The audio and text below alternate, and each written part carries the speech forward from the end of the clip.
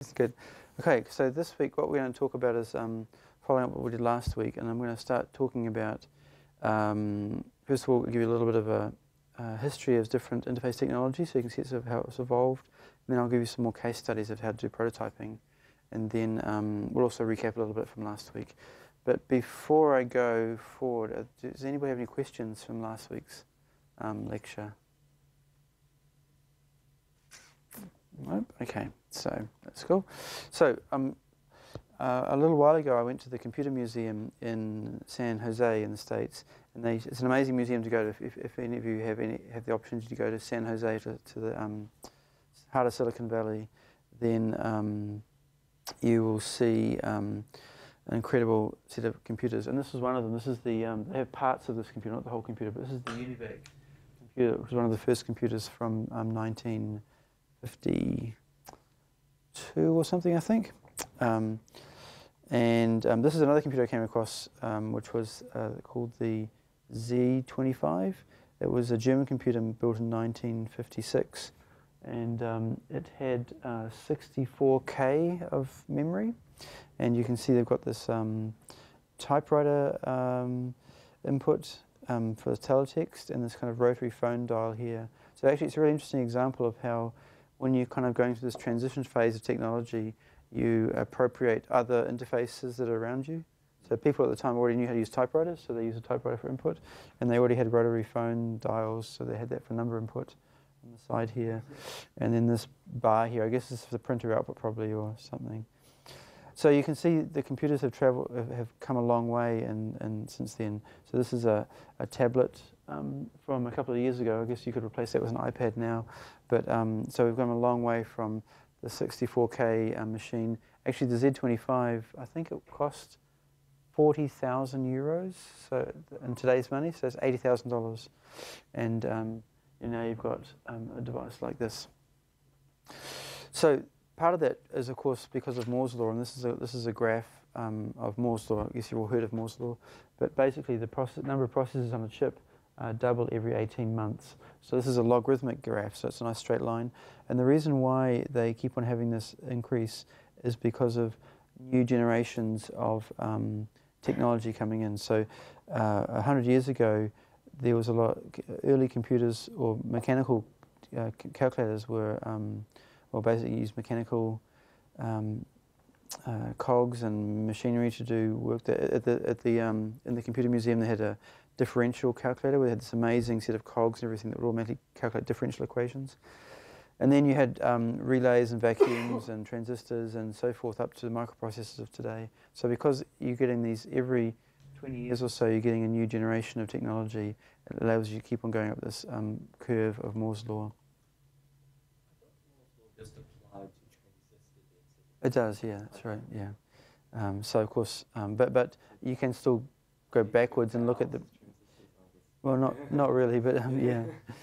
So what I wanted to do was to talk about how, because of this rapid increase in processing power, how the way we've used computers has changed. And I'm going to go through basically 40 years of computing and show, or not just computing, but and show how the way we've used computers have changed, with some slides and some video clips as well. So the very first machines we used was all about learning how to operate the machine. So here's, well, this isn't a computer, but this is an old planing device. And these planes had really interesting physical design that lets you be able to use them really well. So here's a handle grip, and there's very nice design here. So before computers, there really wasn't anything such as interaction design, but a lot of the things we call interaction design today revolved around design of physical objects. So having something that's useful, usable, desirable, affordable. And most of the qualities that we want to have in user interfaces today come from these same qualities that came from physical design from the past centuries. So the very first computers like UNIVAC, it was all about learning how to operate the machine and basically learning how to well, in those days it was programming in binary, or it was hardwiring the computers together. So here's a woman using a teletype. In fact, the very first operators, they were called the computers. So she was the computer. And here's people, some other woman programming ENIAC in the 1940s. So they literally had to hardwire and physically wire the different parts of the memory and the processor together to program it up. So the idea was you configure switches, you'd run a batch process, and then eventually you get output to tape here, or you'd feed it cards. So you'd have this as a card hopper that you would feed, and so it was very much about batch processing. But in all of that case, it was all about you adapting to the computer, and doing things like preparing punch cards or making paper tape. When I was young, in high school, actually intermediate school, they took us to the local newspaper, and they had the whole newspaper was run by punch tape or paper tape computers. So they gave us big strips of paper tape to take home, and somebody had punched these up by hand and talked about how to use this to drive the print presses. So in those days, in the 40s, 50s, and 60s, it was really about people adapting to the machine.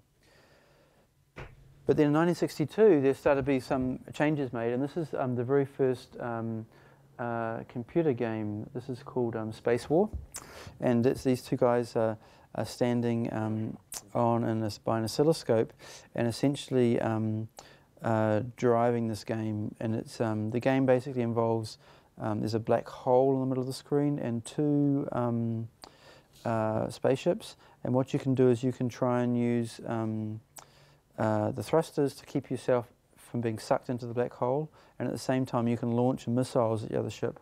So the idea is to try and stay alive as long as you can and shoot the other guy down. But they came from the MIT lab in electronics, and so they had a really great physics model of the black hole there, so it's really accurate. But this is quite a revolution, because at the same time, people were using punch tapes or paper cards to interact with computers, and these guys had developed the very first joystick and visual feedback. So that kind of led to the next generation of computers. So the first generation was about punch cards and about being able to learn how to program the machine by us flipping switches or writing binary code. And then we had a generation where you had the command line interfaces. And so when I first started doing computers, it was all about using DOS or Unix, or now I guess Linux, and typing command line input. So that led to the second generation, and in the second generation it was about learning how to use pieces of software. So no longer do people have to operate the machine at the machine level and flip switches and program binary or put in punch cards, but now you could actually use individual programs, so a spreadsheet, a word processor, or playing a game. And in 1964, Doug Engelbart invented the very first mouse, although he didn't really make it publicly available until this demo he did in 1968. And well, I really encourage you to have a look at the video at this website here. When the slides go up online, you can try it out. But the demo that they did in 1968 at SRI was just incredible. They showed the first mouse. So this mouse had two mechanical wheels to use it. They showed. Oh, thank you. Oh, great. They showed the concept of hypertext linking. So they had two documents that linked together. They showed video conferencing. They showed dynamic file linking. So a lot of the things we have on today's desktop computers were all shown in this one demo that was done in 1968 at the SRI. So there's a really great video that shows it coming. And then in 1963, Ivan Sutherland developed the first graphical user interface. So this is just a year after the guys did the Space War game. But in this case, it's hard to see, but there's this very small screen here surrounded by this computer. And this screen actually had a light pen interface. And what you could do with that is you could draw on the screen, and it was designed to be a CAD program. So you could draw very simple shapes, and the computer would then learn from what you're drawing and correct the images and allow you to do 2D graphics. I think I've got a video of it working here, so let's see what we've got. So was the oscilloscope sort of like an early level like monitor, basically? That's right, yeah, definitely. Like an adaptation of that technology. Yeah, that's right. Do I have that? Yeah, well, about the same time, well, in the early 70s, they started having TV games appearing, but yeah. So this is the Sketchpad working. Ivan Sutherland published his thesis on Sketchpad. This is Alan Kay, and Alan Kay is very famous because he's the person that invented the concept of the laptop computer. So, but Doug Engel, Ivan Sutherland was one of his heroes. So Alan Kay used to work at the Xerox PARC lab, and he came up with what he called the Dynabook, and the idea was a book that would be like a computer that you could write on as easily. Hey David, come grab a seat. So what he's going to do here is he's introducing Ivan Sutherland's Sketchpad, and he's going to show some of it being used. So also being used here. In 1963, so gives me yet another excuse. I always try and play this for people. So this computer that Ivan was on was almost as big as this entire floor. It's an air defense computer. You can see him at the console there. And the display could not even draw lines. The display could only plot points. So every part of this was done by Ivan. You notice he just pointed at the thing that he drew. Every display could only plot points. The display could only plot points. So every part of this was done by Ivan. You notice he just pointed at the thing that he drew and told it to make all of the lines mutually perpendicular. You can see it has the first clipping window in history. And he's actually drawing on a canvas that's about 1/3 of a mile on the side. So it's an infinite zoom interface, the first one. He just told those two guys to make themselves parallel to each other. Now the constraint is collinearity, as he draws these little dashes. So Sketchpad is kind of like a non-linear graphical spreadsheet.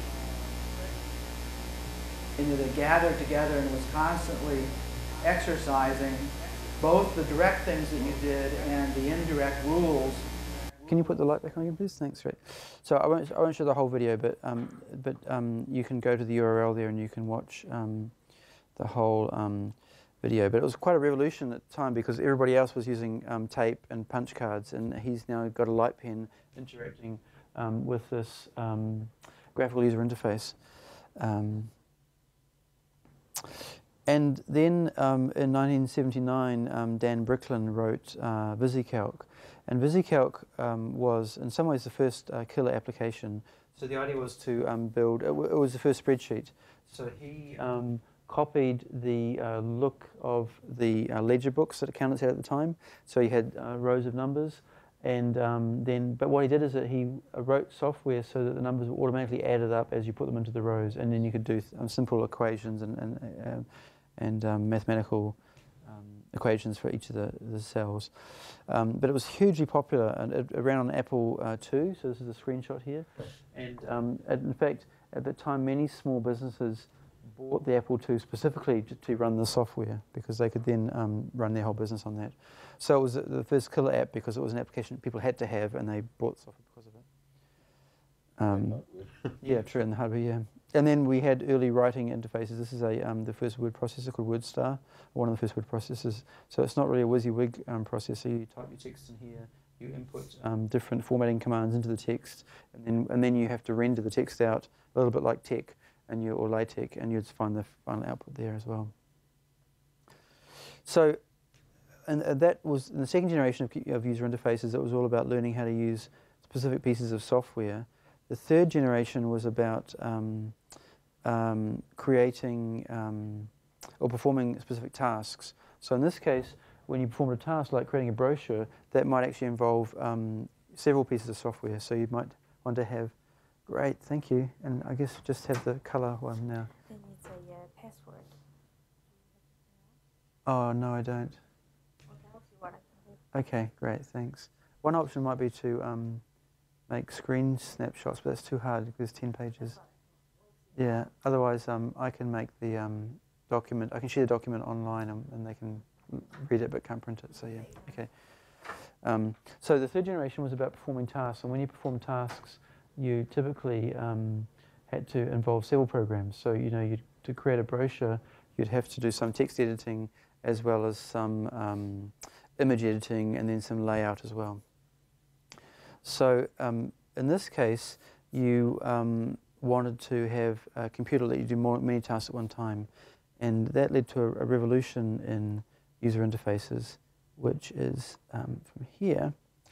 So this is the video from Apple introducing the no why there's no video. So this is the video that Ridley Scott made for Apple when he introduced the Macintosh. So in 1984. I don't know how much it cost to make this video, but it was some millions, and they just played it once, Super Bowl. And Ridley Scott, of course, was the director of Alien. And they brought down lots of movies, but he was a very prolific thinker. So they're basically saying they're going to deliberately targeting IBM and dramatically change how you use computers. So 1984. On January 24th, Apple Computer will introduce Macintosh. And you'll see why 1984 won't be like 19... Yeah. So this introduced the Mac. Do you know why we can't hear any audio? Sorry? When I played that movie, there was no audio coming out.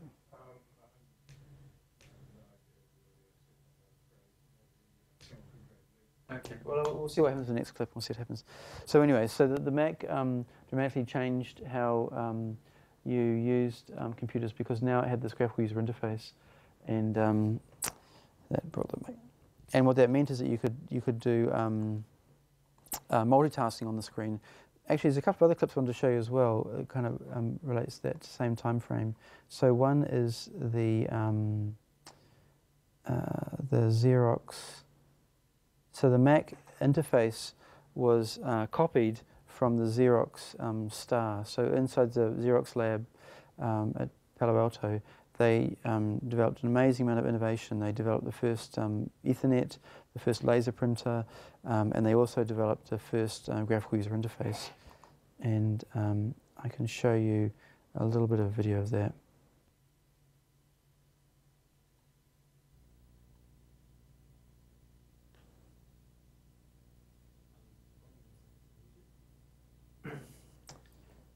Yes, so, but apparently because I'm playing it through the HDMI, it's supposed to come out from there. I'm David Smith, and I'd like to introduce you to the Xerox 8010 Star Information System. Yeah. Yeah. Just the mixer needs to be... mixer's set up right. Is there a computer setting? The sound's coming through here, but it's obviously not coming through here. Yeah. Okay. Yeah, let's let's play. When I played that full screen last time, there's also a volume control on here.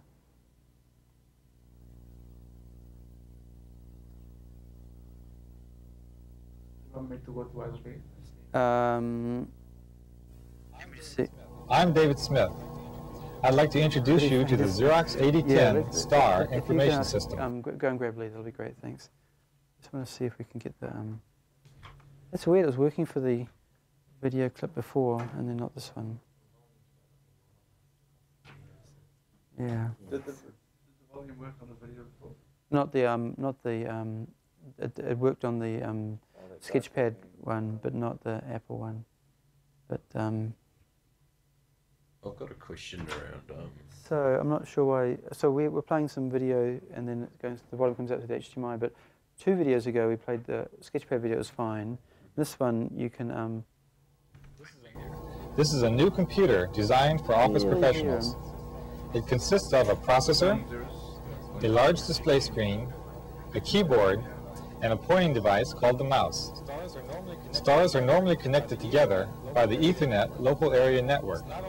This not only allows stars to communicate with one another, Right. but it also lets them share resources such as file storage and printers. The mouse has a ball on the great. bottom rotates as the that mouse rotates as the mouse slides across. Great. Okay, that's good. Afterwards, yeah.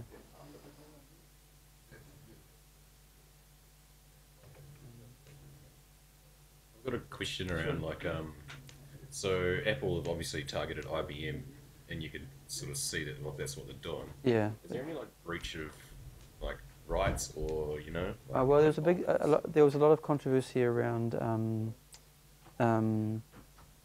So if you read Steve Jobs' biography, there's a lot of controversy around how they came to get the graphical user interface. So basically, they did Xerox did a deal with Apple, or Apple did a deal with Xerox where they paid Xerox $1 million so they could go into their lab and see what they had in the lab, and the people at Xerox, the researchers weren't happy because they felt that Xerox weren't commercializing their technology, but they produced a Star computer. And this is what the video I'm going to show you is. But the Star was very, very expensive, so the guys from Apple came in and they got a one afternoon demo of Xerox's stuff, and they saw this graphical user interface, and immediately Steve Jobs asked his designers to build that. But they, and in fact, they did, because they didn't spend very much time with it, they thought they saw things which they didn't really see. So one thing that they thought they saw was overlapping windows, but at the time the Star didn't have overlapping windows. It had windows that were side by side, and so the Apple engineers basically figured out a way to do overlapping windows in the 128K that the Mac had, which was a really amazing piece. And when the Xerox guys saw the Mac come out, they were blown away that they could do this. But anyway, so they copied the look and feel. So there was a lawsuit between Xerox and Apple, and then later on Windows, Microsoft did essentially the same thing, and then Apple tried to sue Microsoft with the Windows. But Bill Gates said, well, he had this quote about how, you can't sue us for stealing the technology. It's like that we went into the house to, a house to steal the fridge, to rob the house, and when we got inside the house, we discovered that the TV had already been stolen by you guys. So they basically said, we both copied off Xerox. So if you're suing us, then we should go back to the original. So yeah. So I'll show you the clip here of the Star interface, and this is what Xerox had developed, and this is what Apple essentially copied to build the Mac interface.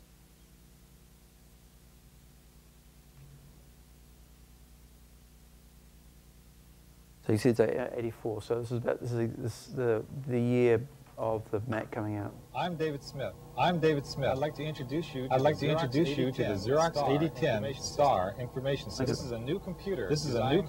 Designed for office professionals. It consists of a processor, a large display screen, a keyboard, and a pointing device called the mouse. Stars are normally connected together by the Ethernet local area network. This not only allows stars to communicate with one another, but it also lets them share resources such as file storage and printers. The mouse has a ball on the bottom that rotates as the mouse slides across a flat surface. This moves a cursor on the screen in corresponding motions.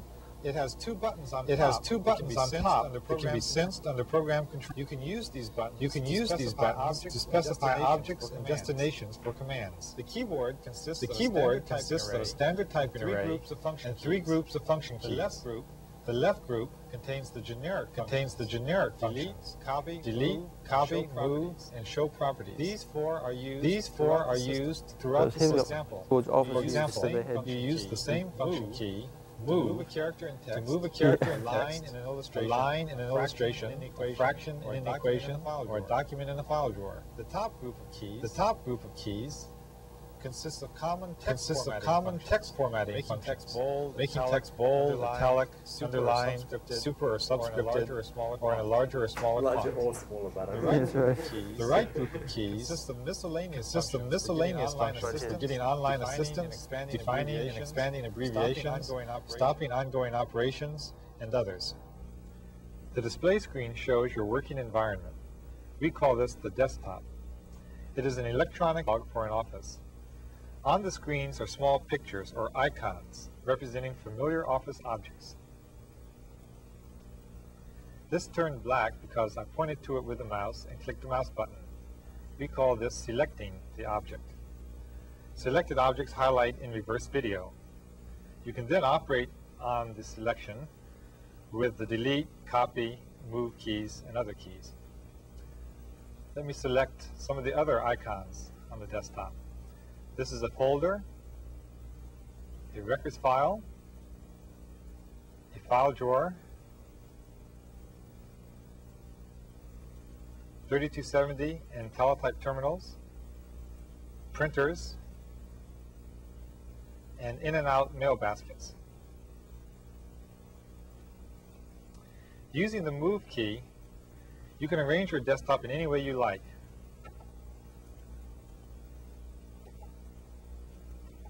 Move is the most powerful command in the system. It replaces a large number of conventional computer commands, which we will point out as we go along. The Copy command is also a powerful one in STAR. It establishes a paradigm for creating.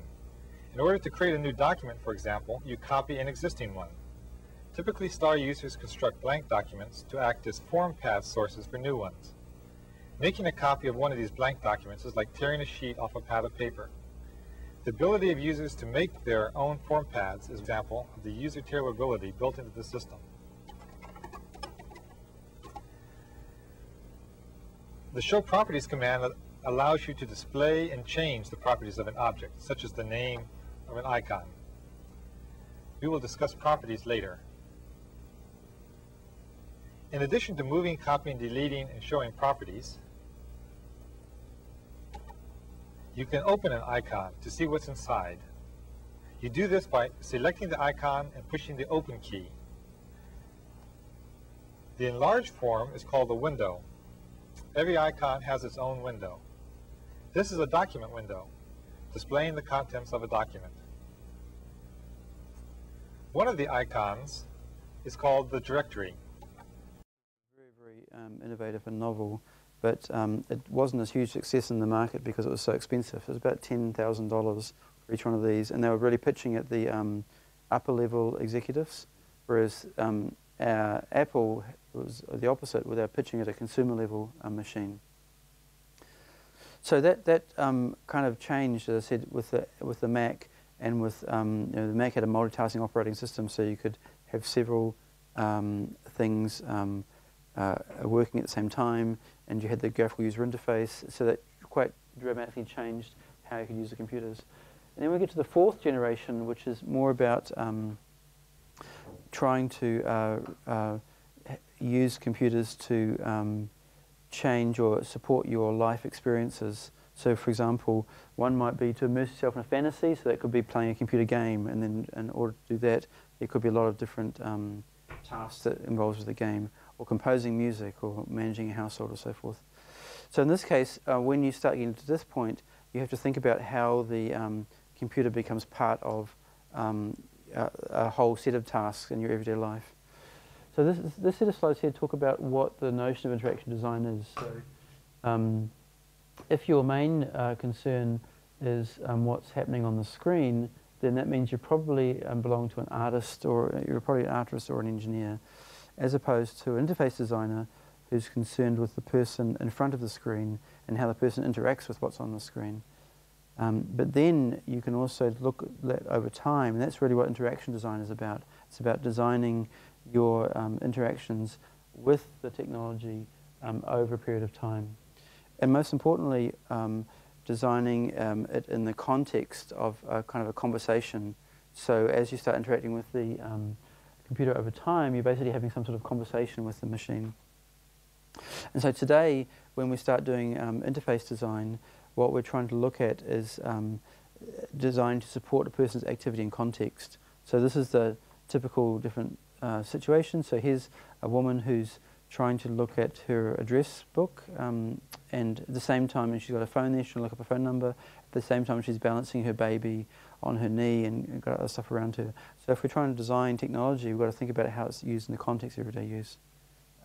Here's a typical desktop. You can see, you might have a graphical user interface, but the reality is, on your desk, you might have a lot of different piles of paper, So whatever. So when you think designing for a mouse, you know, you actually, the amount of space to use the mouse may be quite constrained to just a few inches because your desk is so messy.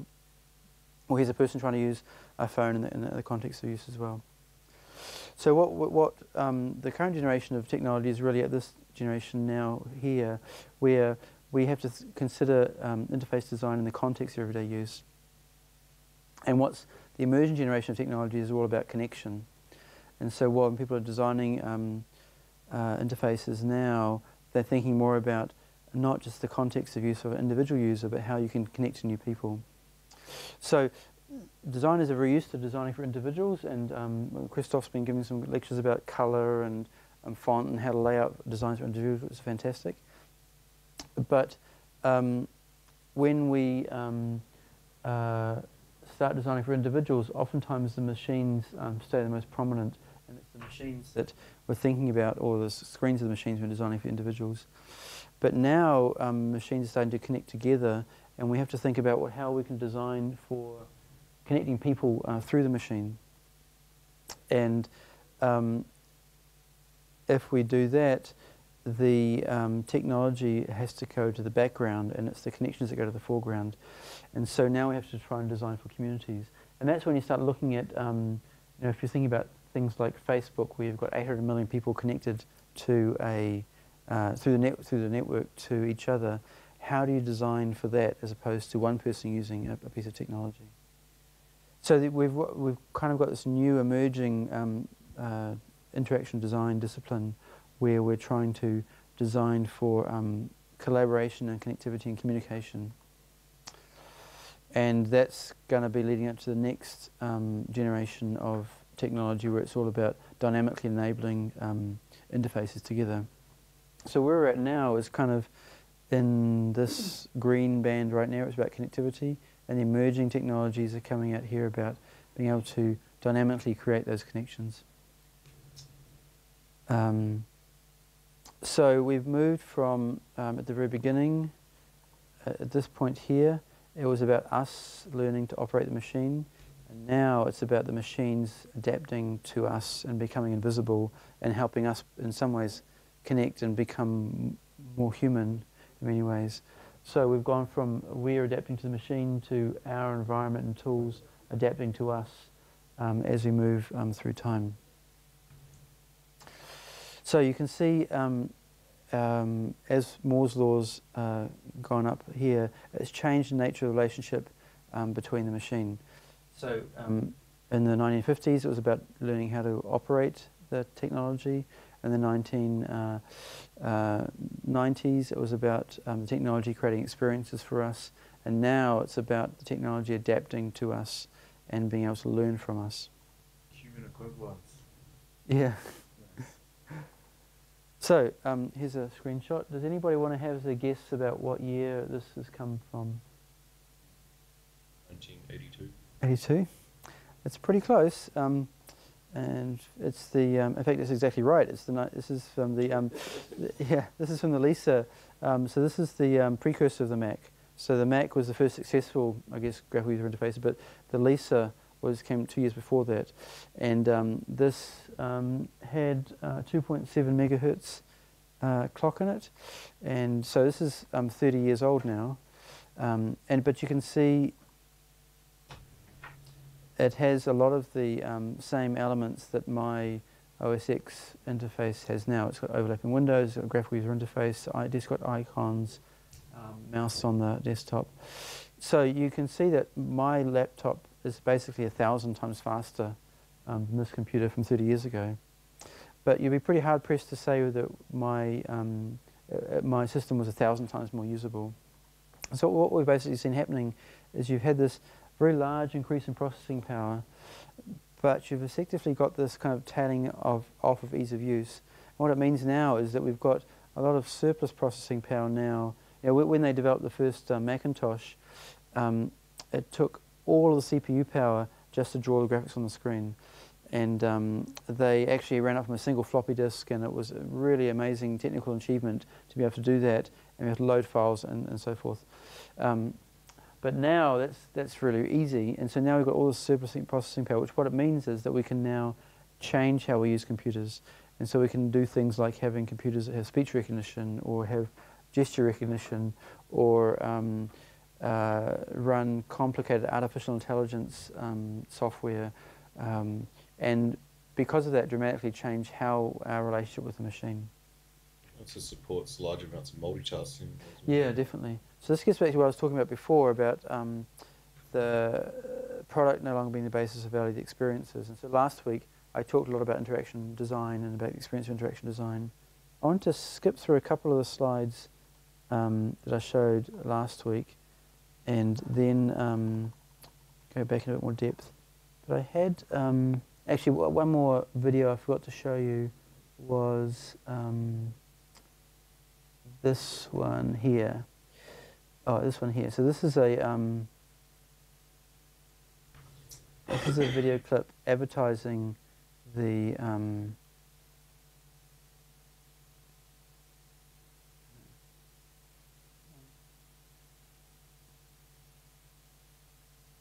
why isn't that playing?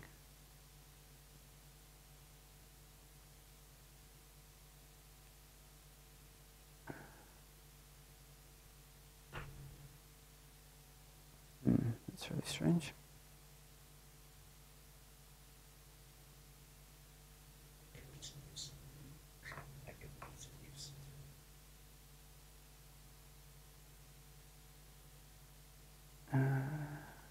This one.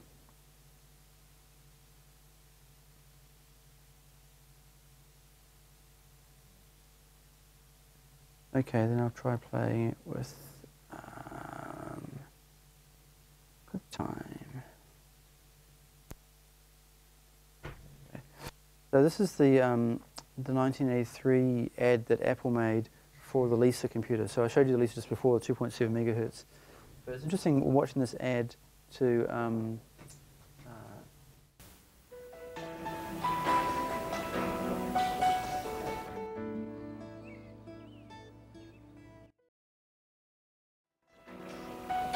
The way some business people spend their time has very little to do with a clock.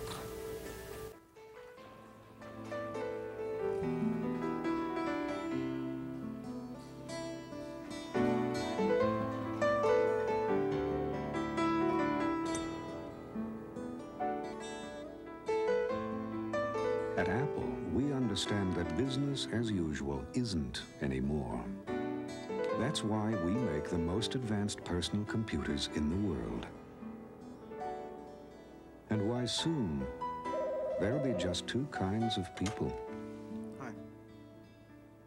Those who use computers. Yeah, I'll be home for breakfast. And those who use apples. So he was using this mouse kind of this awkward way, and that's why the video I showed before, Star, part of that Star video was effectively teaching people how to use the system.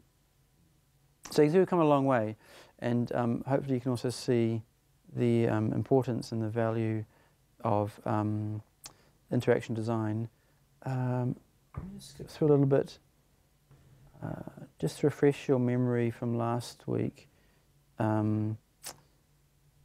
we talked. I showed the video last week of Bill Verplank, and he talked about how design really involves answering these three questions: what do you do, what do you feel, what do you know, and then it typically involves different processes. So this is I'll show you three different versions of essentially the same thing. This is the most basic idea of interaction design process. It involves these three steps: the discovery, user needs assessment, the design part, and then the evaluation part. As I said last week, some of what Christoph is doing is kind of in this part here. Some of what Andreas is teaching is the evaluation part, and hopefully what I'm teaching is the prototyping part as well. There's another similar diagram talking about design. So here you basically study the user, then you do the design cycle, you go through, and eventually the product at the other end. And then I showed you last week, this is the cycle we talked about last week, is identifying user needs, then doing a design, building an interactive version, evaluating, and going through this again as well. Skip through this a little bit. So just to refresh your memory from last week, actually what I want to do is show you a paper, and Katie's trying to print the paper, but it looks like it's got some password protection on it, so you can't actually print it. But I can put it onto the Learn environment, and I can and you can learn from it there. So there's a really great article that came out in Business Week a few years ago about IDEO. And I don't know how many of you has anybody heard of IDEO before? Yeah, so IDEO is one of the most famous design firms in the US, and they follow this interaction design process. So this article here talks all about that. Now, what I want you guys to do is read that. It looks like we're having a hard time printing it, but I'll put it up on the web and you can do it. But they have this, it talks about the process they go through, and this is the design process that they go through. There's basically 5 different things they do, and it follows that same design cycle we were talking about before. So one is observation, and it talks here about how they observe and learn from users. So things like shadowing or using journals or storytelling. And then once they've done that observation step and understood what the user requirements or needs are, then they go into a brainstorming step. And so here's some ideas around brainstorming, and basically rules like being visual, looking for quantity of ideas, not necessarily quality of ideas, and so forth. And then the third step is rapid prototyping, and I'll show you some more of that today. And doing things like using video to prototype ideas, creating scenarios. And then the fourth step they do is they take the prototypes and refine them, and then finally implement them into a commercial-ready system. So this is the 5-step process that IDEO goes through, and I'll put the article up on the web, and so you can read it. It's really a really interesting article. Some nice examples. This is one example of a changing a store. Well, in fact, the underwear section in a store. So this used to be how the store sold women's underwear, and it was very cluttered and hard to navigate through. And IDEO recommended to change the design. They created this kind of entrance archway you walk through, and then when you're inside the store, they had personal assistants that helped you, very sparsely laid out, and made it much easier to navigate through.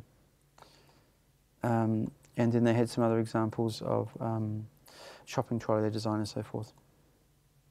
So this is the IDEO process they follow, and that's a similar process I talked about last week, where you basically start off with some data gathering techniques, and so questionnaires, interviews, workshops, observations, focus groups, and then from that you can establish requirements, and then you can build a persona or a mock user.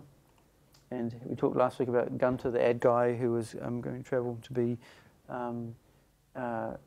to do a business presentation, and then he built some scenarios or storyboards. And IDEO are actually really good at doing storyboards. So here's some examples of storyboards that they developed. So at the time they were looking at what they call sensory mobiles. So the idea was to try and build mobile interfaces that involve more of the senses. And one of the ideas they had was a knocking mobile phone. So the idea would be that you make you call somebody, and then the phone had a wooden back, and you could knock on the back of the phone like you would knocking on the front door. And at the other end, you would the person would hear that knock and would decide whether to answer the phone call or not, because different people would have different knocking styles. Just like when you go visit your friend's place, you can make a distinctive knock. But the main point of this is to show how that with this is a simple storyboard, and they can quickly get the idea across just with 4 panels in the storyboard. Another idea they had was the Catapult mobile, and the basic idea was that if you're in a public setting, somebody might be talking on the mobile phone in front of you really loudly and disturbing you or disturbing other people. So what you can do is you can take your mobile, you can point it at their mobile phone, and then you slide back this piece at the bottom like a slingshot and let it go, and it sends a audio feedback into their mobile phone, like plays some sound and lets them know that they're being really annoying, and then hopefully they'll stop. Well, probably not, but Yeah, but I guess the main point was that, I mean, these are kind of weird and wacky concepts, but you can understand the concept simply by looking at these 4 panels, and so it's, their storyboard really communicated really easily what it was supposed to be doing. And we talked last week about wireframes and mock-ups. So here's a more complicated wireframe that has been done. So this is a wireframe for the camera application on the Palm Pilot, so you can see here it goes through all the screens that the person would do when they were using the camera application. So when you touch the icon, it opens up this one, and then from here they say, okay, well, if I touch this button on the screen, it's a zoom button, it takes me to this one, or if I touch this other button, it goes to the other screen. So they can make this quite complicated wireframe mock-up that takes you through the whole process of using this camera app. I wanted to show you some, and then last week we talked about prototypes, so I want to show you a couple of videos of different types of prototypes. So once you've got the mock-up, you can build your prototype. The most important thing is to do rapid prototyping, do things really quickly and easily. And there's a variety of different prototypes. So there's some low fidelity prototypes that are just on a paper, and high fidelity prototypes that actually involve some working. So we talked about some paper prototyping on widgets. I've got a little video here showing an idea of that, an example of that. Okay, here we go. So this is a video from 1980-ish, and this is a computer science professor called Bob Spence in London, and he was interested in the idea of what they call the bifocal display. It's quite a long video, so I'll just kind of skip through a little bit. But the basic idea was that if you wanted to, you could build a zooming interface that was on the screen that would show the area of interest that you're interested, the document you're interested in, as well as other documents around it. So I'll play it.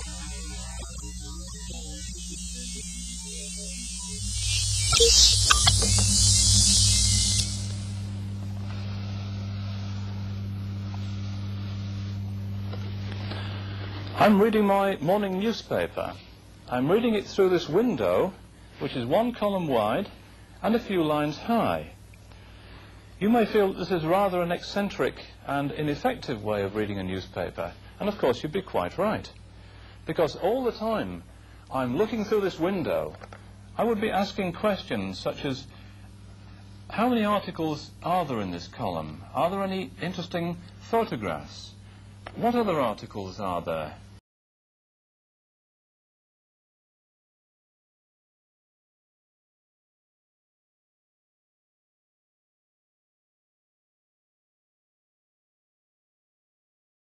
Where's the crossword? And in general, where am I in this information space? Now, this is a silly way to read a newspaper, but it's very similar to the way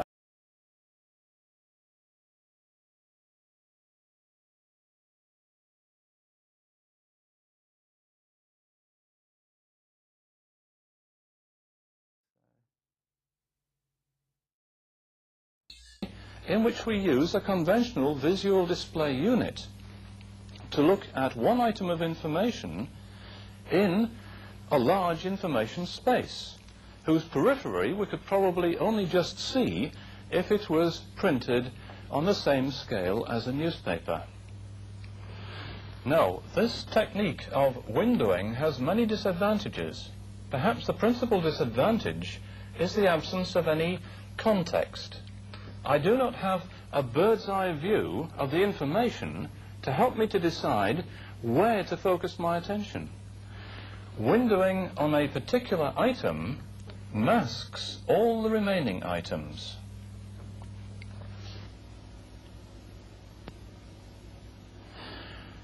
There is a way of overcoming this windowing problem with its associated effect of masking. And it can be demonstrated very simply by taking our newspaper article and by adjusting the view that we have of the article. In this way, I can focus in some detail in the central region, but at the same time be aware in the peripheral regions of salient features such as headings and photographs and cartoons. In other words, I can retain a bird's eye view. Rewind, and we'll just have to bear it as is, I guess. I don't know why it's... Yeah. Just at least keep it going for a Yeah, no, I'll just tell you what it's saying. Maybe you can turn the master volume down a little bit, then I can narrate it. So basically what he's saying is that when he was reading the paper, he had it cut out in the cardboard, so he could only see a small piece at one time. And so, you know, he's pushing this around, and he said, and that's a problem because you can't see the context. So you want to, you know, you have to move this little window over the whole thing. Oh, thank you. Yeah. So he's saying that with the computers, and this is an old teletype machine, it's kind of the same deal. On the screen you see a very small piece of information at one time. So what they want to do is mock up this peripheral bifocal display. So he's saying, well, imagine you took the paper and you had it as a strip. And then when you've got a strip like this, you can see what's coming up and what's coming before and after when you start rolling the strip. So he actually then took a piece of paper and he put it onto a set of rollers. So I'll play from here. So here's a physical piece of paper on a set of rollers. As you move the piece of paper, you get some clue about what's coming before and after by the you know, it's visual, but it's not, you can't see very much. So what he's saying is, okay, well that's fine. You can see a little bit there, and you can still read the paper there. But what you could do then is you could actually colour the different documents, and by adding colour, you get an idea of what's coming ahead by the colour. So he's going to colour code them depending upon the type of document. So here's a telex, this is a fax, this is a spreadsheet, or a financial document. So now you can see from the colours which documents there as well. So if you go forward a little bit. Now you aware of the salient features of other items. The correlate item, for example, is clearly visible in the outer region. He also, but it's still hard to see the text because you. So then the last thing is a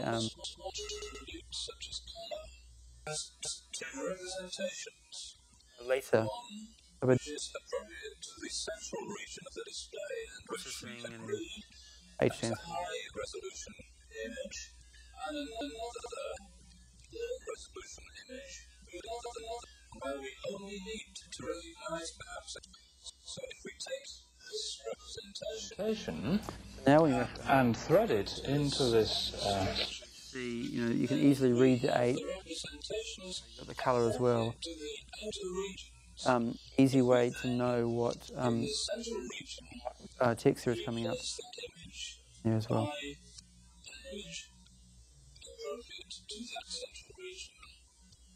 Then we have the display that we're looking for.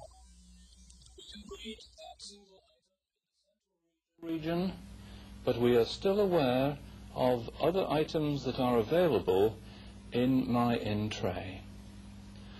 This manner of representing information is called the bifocal display. So he put this paper prototype together, and so he's developed a new type of user interface, this bifocal display. And in fact, Xerox PARC, a couple of years later, built something like this with computer graphics that use kind of a lens effect to do exactly the same type of thing. But he can prototype this without cutting any lines of code at all. And he can simply see, well, now he knows he needs to add colours, he needs to add a large text, and he hasn't written any software at all. So he could do this in an afternoon maybe. So this is a nice example of a paper prototype, putting it all together. Here's another example. This is what Apple did for the QuickTime VR software. So I guess most of you use QuickTime VR in one form or another, where you can you click on an image and you move your mouse and it creates the illusion you've got a 3D model there, but actually it's a whole series of photographs. So what Apple wanted to do is they wanted to test the interface and decide what would be the best way to have people interacting with the technology. So this is some examples from their user studies. So they put a photograph of a Porsche there, and then they asked people, if you were to touch this photograph with the mouse and move the mouse, how would you get the car to rotate 45 degrees to the right? So here are all the collective pen motions that people showed that. And then, or how would you get to move it to the right and up? So by doing this, Apple collected all these different inputs, and they then knew that, you know, that 80% of the people to move it up and right would click and drag on here. They did the same thing for the one period of time. They thought they would have little widgets on the corners of the interface, and people would interact with the QuickTime VR like that. So how would you move the car to the right? Well, almost everybody said they'd click on this button here and they'd drag it. And similarly for this one here, moving up, most people, well, they actually look like they were kind of confused. They're split between this one and this one. And also they were at one time testing with having a virtual joystick as well, and moving around with a virtual joystick. So these are some nice examples, again, of paper prototypes you can do very quickly. So I want to talk you through a couple of case studies that kind of show, well, and last week we also talked about more substantial prototypes, and then doing screen mock-ups and wireframe tools like Proto or the tool Azure. So I want to talk you through a couple more substantial case studies. So one is to go into a bit more depth of the work that Apple did around their digital camera. So, so Apple had this project called Ansel, which was their secret project at the time to make a digital camera. And their idea was to combine a computer with a camera and to support things like stylus input and provide sound recording and massive amounts of storage as well. So when it started out, they started by doing a physical design of the camera. And they basically took a block of styrofoam, carved it, and then they added different visual elements to that to give you a look and feel of the camera. Then what they wanted to do is build a working prototype. So they basically, this is their sketch design for how that would work. So they basically had a Macintosh computer. They plugged the Mac to an LCD display. They had a camera that they plugged through into the Mac as well, and some buttons and input devices. So here's the buttons being plugged in, and some output. And so this was their sketched prototype idea, and this is what the final thing looked like. So here's the Mac, here's an LCD display with it plugged in, here's the buttons all working. And so with this you could really take photographs, and you could actually test the user interface. This is like a high fidelity prototype then.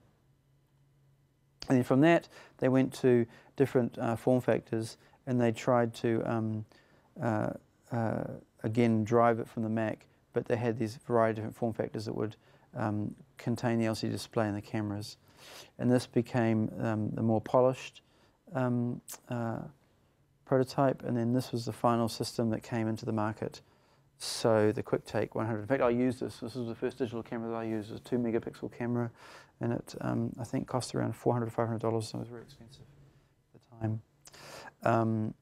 And then this led to the whole generation of digital cameras that we have today. So that was a design of a physical product, but let me talk about another design of a more of a user experience. So this is the design cycle we were talking about before. So I'm going to talk you through this a mobile AR system for spatial navigation. And this was actually a bachelor's, this woman, Sharon Brosnan, this was her end of year project for her, honours project for her digital media design program. And the reason why I'm showing you this is because for your first assignment, I want you to do something similar to this. So we'll go through this at some depth, and I'll talk about the assignment in general. So the basic idea was that in Ireland, there's this park called the Bunratty Folk Park. And the Bunratty Folk Park has a lot of old buildings on it. And so it's like a living museum. So you go to the park, you walk around the museum. And their idea was that, it's an Irish attraction. It recreates the 19th century life in Ireland. And so a lot of buildings from all over Ireland have been moved to this 26-acre section, and there are 30 buildings on this park there. So people can walk around, and what she wanted to do is she wanted to use some augmented reality to enhance the visitor experience. So the basic idea was that you could move to different locations, you could point some device at the building, and then you'd see some 3D virtual model being overlaid onto the building. You could also have some other information overlaid onto the live camera view that had different types of digital information. So that was the basic concept, and the idea was to use a smartphone platform, because most people carry phones around. Smartphones have GPS in them, wireless communication, and so it supports location-based computing. They also have a large display for interaction. So they're quite good platform for mobile augmented reality. So that was her basic concept, was somehow using augmented reality. But the first step, as we discussed before, was to look at the visitor and user experience. So what she went was to, she talked to a number of people, and she found that these were the types of requirements they had. Something that was very easy to use, that was useful, that creates an engagement between the user and the real park experience. And so to understand the visitors and their motivations, she went out and she followed some people around in the park there. And did a number of things. First of all, she studied literature, so she did a lot of reading about outdoor museums and different similar technologies, and then she tried to understand the user over time through observations and through interviews. So by looking at how people walked around the park, she found a number of different things. So first of all, she found that most people didn't use the map. So in the park, they already had a printed map they would give you to take you around, and she found that most people didn't use the map at all. Also, most people had mobile phones they'd carry around. A lot of them wanted more information, and they also wanted to view the park at their own pace. The information also should be straight to the point, and oftentimes people would go with their friends to the park, so whatever interface you should build, it should support social interaction. So this is just some general findings from watching people, how they worked out. So then the next step from that was to define the functionality of the device, to build some personas, to develop scenarios, and then to build storyboards. So here's the functionality she wanted. So she wanted to have a camera view, a map view, a list view. She wanted to support some augmented reality features using object overlay, a 322 guide, and then have some sub-options for people to find restaurants and events and things like that. So based on that, she built this storyboard. So obviously she's not a very good drawer, but it doesn't matter with storyboards. You just have to talk about the main process flow. So here's the basic idea of the storyboard. So Stacey, Jack and Jen go to the Bunratty Park. There's lots of events happening in the park. They can visit a castle, and the kids are playing at the castle.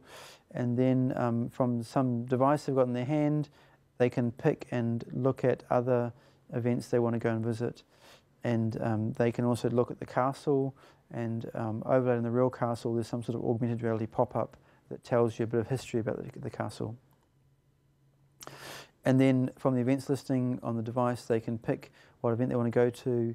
It'll then take them to the location where the event is, provide some more fun facts about that, and there's an online quiz that's happening, and so forth.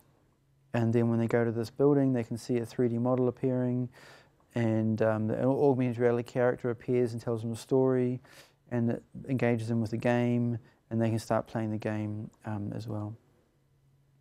So that's a basic storyboard, and from the storyboard you can extrapolate what sort of functionality you need to have. So from that she then started looking at some low fidelity prototypes, and she wanted to do both low fidelity and high fidelity prototyping. So low fidelity prototyping involved, as we've seen before, sketching, paper prototyping, using post-its, and then using PowerPoint. So here are some initial sketch ideas. So she basically made some images, and she did this all in Photoshop. The problem with Photoshop was that it's really great for making images, but you can't add interactivity to it. So these were some of her basic concepts. and then she did design prototyping using post-it notes. So here's her idea of interacting with the augmented reality view, and when you highlight a button, then it's supposed to turn blue. This 3D blob is supposed to be the augmented reality content or icon that's appearing over the scene there as well. And then she went from the post-it notes, she went to the PowerPoint prototyping. Actually, I've got a little video to show a bit more detail. Some of the... oh no, I don't have the video, I left it back. Okay, that's fine. Post-it notes there. But she went from that to a PowerPoint, and so she basically took a lot of the screenshots she made, clicked them together as a PowerPoint presentation, and then when you clicked on the buttons, it would then jump to the next slide. So it made it possible to easily arrange slides. The other thing with the PowerPoint now is you can start doing user testing. So you can basically have people starting to look at the buttons and say whether or not they like where the button is, or they like the interaction flow. And so she started doing user testing of having people using this and giving interviews of the technology. And then, so that was a low resolution prototype. And then to do the high resolution prototype, she built on Wikitude. And Wikitude is a AR browser that lets non-programmers build simple augmented reality experiences. And this is what the Wikitude interface looks like. And so Wikitude, you can pretty much do what you want to do, where you can walk around the real world and you can see augmented reality tags popping out and appearing in the real world. The user interface isn't quite what you'd like, because when you use Wikitude, you're constrained to their user interface, but it allows you to test with people in the real world the idea of tags and things popping up in the real world. So she could do user testing, and she got some feedback from people as well. The second thing she did also was to build a final concept design. The final concept design was basically a interactive video. So she had this visual design here, and then she built a interactive video around the visual design, and then she showed people the video to get the feedback from them. So the final design had all of the aesthetics, the fonts, the colors, had the AR tags appearing like this, the user interface here. And then she built a video prototype that she could show people and get feedback on the video. I guess she wasn't a developer, so she didn't have, or she wasn't she couldn't cut low-level code, so she couldn't actually build this as a final application. But the video was enough to be able to get people's feedback from that. So I want to show one more examples of mock-up, and this is an example from Bill Buxton. Can you turn the audio up again, and we'll see if we have luck with this audio. So what they want to do in this case is, okay, let's see. Okay, so this is our MP3 player. Can you turn the red knob up? Open up the world. I guess the red knob on the right is the master volume, isn't it?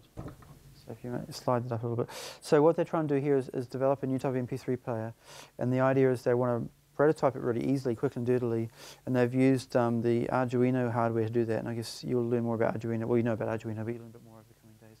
And the idea is to have an MP3 player that involves a lot of tangible interaction. So you shake it, you rotate it, you do things like this as well. So, sound. Can you turn it up?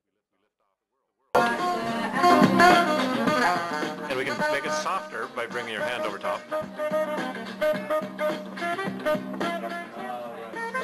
Off.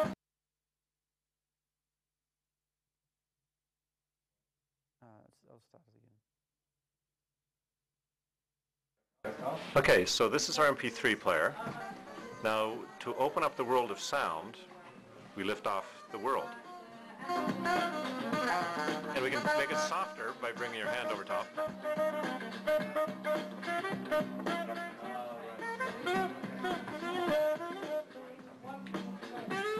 Okay. Now we lift it off. Now let's hear it full volume.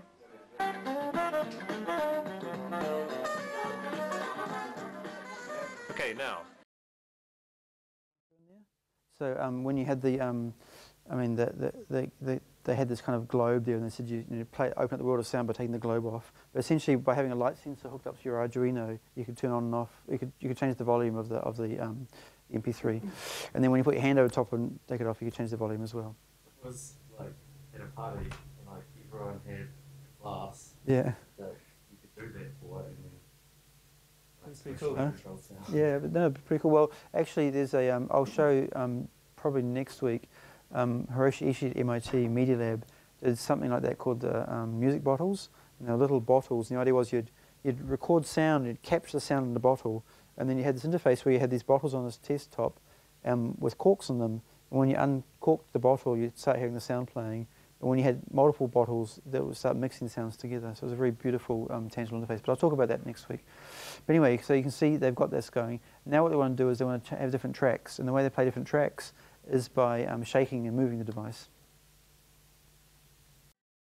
Change track, we just punch a new song in. Don't like that one either. If anyone, anywhere, wanted this bad, but what if we tried a different genre? Then we can shake it up. It's playing. Yeah, it is. Now another track? How about another genre? Oops. Some foxtrot. Oh, listen to that. And let's just put this to bed. Well, there's one more thing. Oh, there's one more thing, yes. We can adjust the speed. All right, let's adjust the speed with the slider. So if we want to speed our foxtrot up.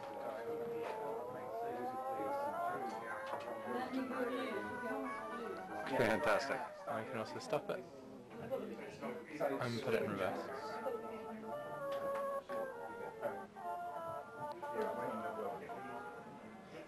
Story. Basically, by using an Arduino, they can quickly prototype some physical interaction techniques. And so the idea was that you'd have this device that would have all these sounds in it. You uncork it, it would start playing the sounds, but the sounds were kind of layered in genres. So if you're playing rap music, and you punched forward, it would pick the next rap track. If you shook up, then it would go from rap to classical music, and then you punched forward and you played different classical songs.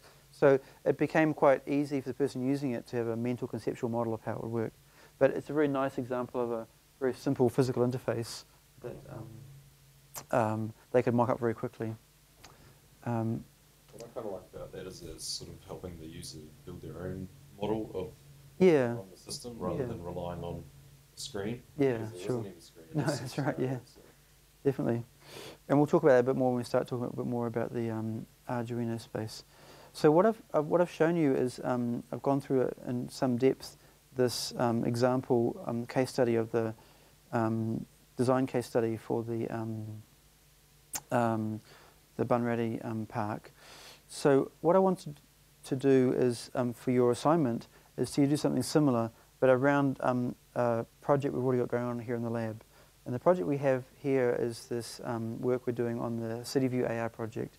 And the CityView AR project essentially is let me open up a new set of slides.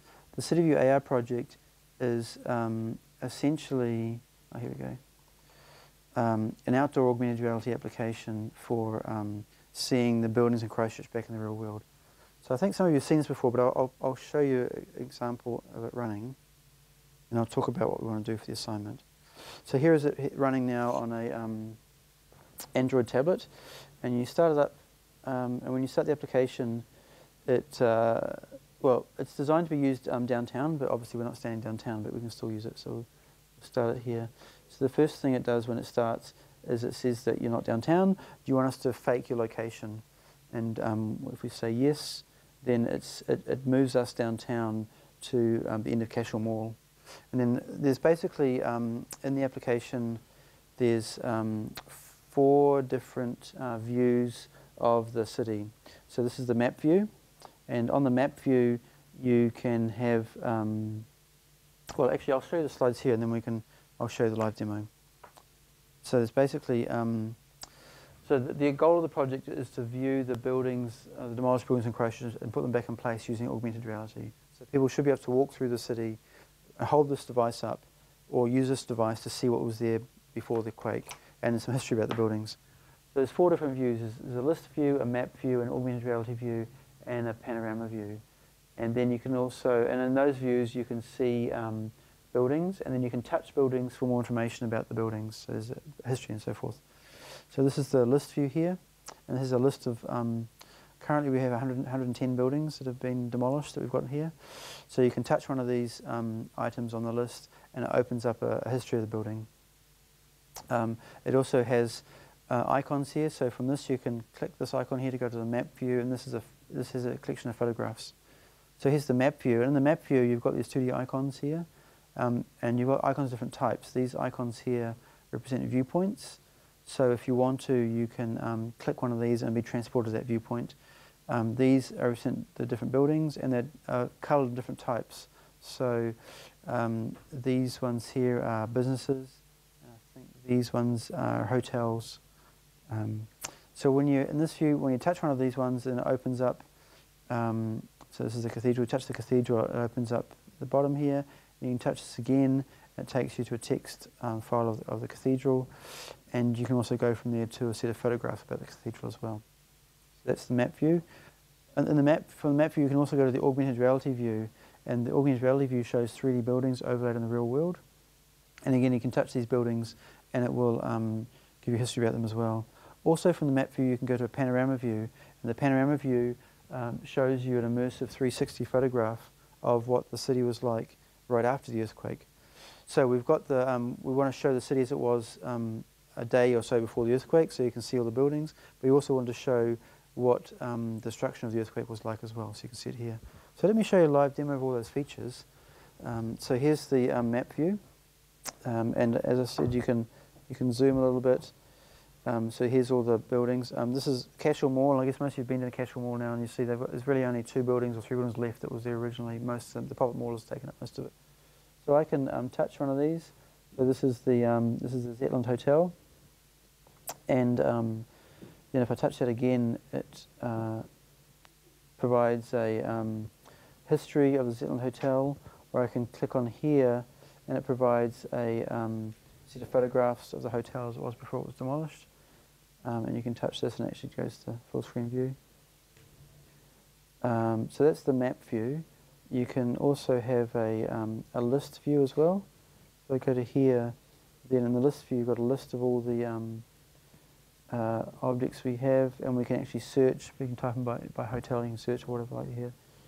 The interface isn't as good as I'd like, so there's actually a couple of different types of items in the list view. There's buildings, there's also viewpoints, and there's also panoramas as well in the list view. So right now they're all kind of jumbled together, but it'd be better to have separated out. And we can go back to the map view, and then you can also go to the AR view. So in the AR view, it loads a whole set of models, and if I look around, then it takes a little bit to load the models. There we go. And as you can see now, 3D buildings appearing. And if you're standing at the end of Cashel Mall, then these buildings would be superimposed over the real world, and they'd actually align the gaps. So this is the DTZ building, and right now that's on the corner of Cashel Mall and Oxford Terrace, and that's a big parking lot right now. But if you're standing on that location, then you can look up and you can see the building appearing in 3D in front of you. But it turns out that the tracking is, and again you can touch the buildings here, and then it puts up, this is the DTZ building, you can touch that one and it gives you, actually I think in this case there's no information about the DTZ building.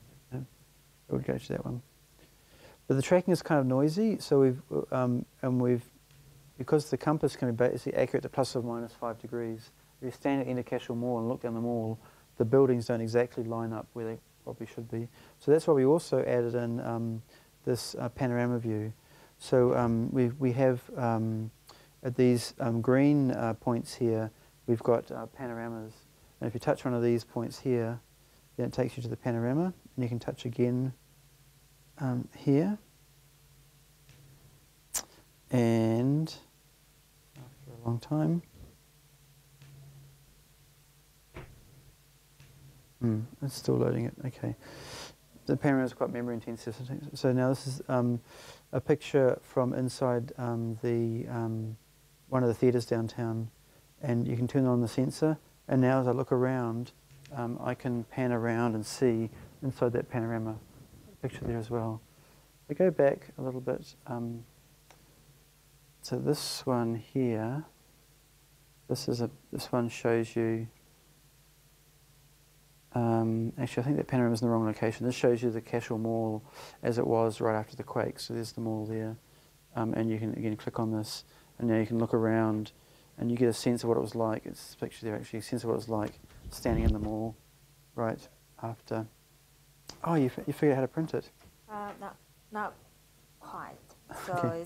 the setup is something's wrong with the setup. So I Okay. will be able to figure it out. So That's okay. I'll put it look online. I'll put it online as well. That's fine. That's great. Thanks for some that. of them are not complete. That's fine. That's great. Thanks, Katie. So that's kind of what we've got in the functionality right now. And I'll pass this around. You guys can use it. And actually, Gunn, who I think most of you know in the lab, he's the one who's managing the project. So he can actually use the software. And if you've got your own Android phone, you can download it and run it on your own phone as well if you want to. And you can go downtown and use it on location. So that's what we've got currently. What I'd like you to do for the first assignment is basically to do some of what I've talked about before about user interface sketching, wireframing. But what I'd like you to do is to provide to develop a new user interface that is better than what we have here, but encapsulates some of the same functionality. So it encapsulates a list view, encapsulates an AR view, a map view, some panoramas, but it has two additional pieces of functionality which we don't have right now. What we'd like to do is add the ability for people to provide feedback. So what we currently have is it's basically a snapshot of history of what the city was like before the earthquake and what it was like right the day after the earthquake. What we'd like to do though is use this as a design tool so that when people start designing new buildings, they can then bring the buildings into the technology, and then I can go on site and I can hold it up and I can add my own feedback on site when I'm looking at the building. So you know, whatever's going to be in the place of the DTZ building, there'll be some building there. I can go and stand in front of it, look at it, and say, "Oh, this is too big," and I can do some text entry or something and say, "This is too big." We'd also like to add a. Oh, sorry, what were you going to say? So is that in terms of like them trying to rebuild something? So we might have some more models that need to be. Well, I wasn't thinking about this being used as a modelling tool. This is a viewing tool. So some architecture firm like Boffin-Miskell, they have some design idea for a shop that's going to go on the DTZ site. There might be actually 3 or 4 different design options. So you go to the site, the end user has their mobile phone or the tablet, they go on site and they put it up there and they give some feedback. And the council then can get feedback, or the designers can get feedback and saying, well, this is too big or this is whatever. So there'd be like the model and then you'll be able to replace that model with one of these models provided. Yeah, that's right, yeah. So I'd like you to add some functionality so that you can get some user feedback. The second piece of functionality is also have some sort of timeline. So right now we've got a snapshot of what the city was like the day before the quake, but actually there's a lot of rich information about buildings that were built in Christchurch 50 years or 100 years ago. So you could imagine some sort of timeline function where you can scrub back in time and you can see on the location a building what it was like the day before the quake, or what was there 10 years ago or 50 years ago or 100 years ago. So I'd love for you to produce some sketches of what this could look like, and then produce a wireframe diagram. So that's essentially like the Palm Pilot thing I showed you, showing how those screens would relate together. And then finally, use a tool like either Azure or Proto to actually build a functioning prototype. Now, of course, with the AR, you can't do that. So what you'd basically do is take a digital photograph, and on top of the digital photograph, put a rendered building or something, so you can then show that when you go to the AR, basically have a set of screenshots. When you click this thing, then you go to the AR screen, so then you have this digital photograph and show what it looks like. Superimpose something there, just just show what it'll be like. Just the same as what this woman did for her concept work. When she came to the AR point, that was her prototype. She just took a PowerPoint and added some buttons and added a 3D ball. This is the AR piece. So and then this is her when she came to do the final design. That was what her final design looked like. So the idea basically is to build something like this, but build it in depending which tool you want to use, either Azure. We have a lab license for Azure, or Proto, and Proto is run on the web, and they have a free. They give you a free license as well, and then work on that, and hopefully on March 13th, which is a class 2.5 or 3 weeks from now, basically. Then we'll have a demo in class, so each of you can show then your prototypes working, and also the screen sketches and the wireframe diagram. So that's the first assignment. Does that make sense? Just a question on collaboration. Sure. So between us all, might be quite useful to Sure, yeah, no, that's fine, so yeah. that's all fine? Yeah, that'll be fine. That'll be totally fine, yeah, definitely. Are we focusing on the design or functionality? The functionality, yeah. I mean, I component that you're going to look at? No. Well, I mean, I'm going to, I guess, be grading on the functionality. I guess probably 80%, 20% on the design. Like if you've got, I don't expect you to spend hours and hours and hours of Photoshop to make really beautiful icon widgets, for example. It's more about the flow of interaction. The system. Yeah, the system. So if you have a really, if you have a really ugly UI prototype, like with colors that clash and stuff, then that's not so great. But I would expect that you could go onto the web and you could grab somebody else's UI buttons, for example, and put them on there, or you could draw something yourself quickly. But I don't expect to spend hours and hours and hours doing beautiful Photoshop rendering or anything. It's more about the functionality and about getting the wireframe linked up working. And if you want, you can. Well, I would encourage you to spend some time with what we've got already, and you'll discover the shortcomings of what we've got already. So, for example, the panoramas here. One of the limitations we have with this one is that when I click to open the panorama, well, a couple of things. First of all, when I click this, it's not really immediately obvious when this call-out comes. I'm supposed to touch here. It would be better if this looked a bit more like a button, or if it had some lines around it that made it look more visually like a separate interface element. Like a video transition effect or something. Something like that, maybe. And the second thing is that from these, I've got no idea what the panorama is going to look like. So it would actually be good when I touch this and it comes out here to have maybe a little video shop, or you could take the panorama and you could unwrap it and have it as a image sitting along here. And then actually and then what I'm supposed to do with this when the thing opens is I'm supposed to touch this button here to launch the panorama, which is actually pretty silly. I should be able to touch anywhere along this panel to launch it, not necessarily this button right here. Because you can imagine somebody outdoors using this, you've got glare coming from the sun, you can't see the interface very well, and you've got to try and touch this small button, it's not going to work very well. So there's some problems with this interface right now. So the main thing to look at is, as I said, not so much the making it look really beautiful, but more the flow of functionality. Does that make sense? Yeah, well, yeah. I mean, I mean, if you've got really ugly widgets or something, then that's not going to be good. But I expect you to have something that looks passable, but not necessarily super beautiful. That kind of makes sense. That's kind of vague, but yeah. So does that? And I'll give you more details about this in the coming days. But that's the basic assignment. I'm going to be away Friday night till Wednesday morning. So what I'd encourage you to do while I'm away is get with Gun and to play with this yourself, and I'll put this up and start thinking yourself about how to design different interfaces. So I'm happy for you to collaborate together, but what I'm expecting though is to have different designs from each of you. Mm-hmm. So, but you can certainly brainstorm together and say, what do you think about this? What do you think about this? And come up with some quite different things. Basically this was designed by some engineers, so the flow isn't very good. It was okay, but it needs more work. And then what I'm hoping is that from the class assignment we might get some good ideas that we could then feed into the future design as well. We're just out of time, but what I want to do though is give you some printouts So a couple of things. So this is the article I was telling you about from Business Week. But Katie says that the our colour printer chopped off parts of the document.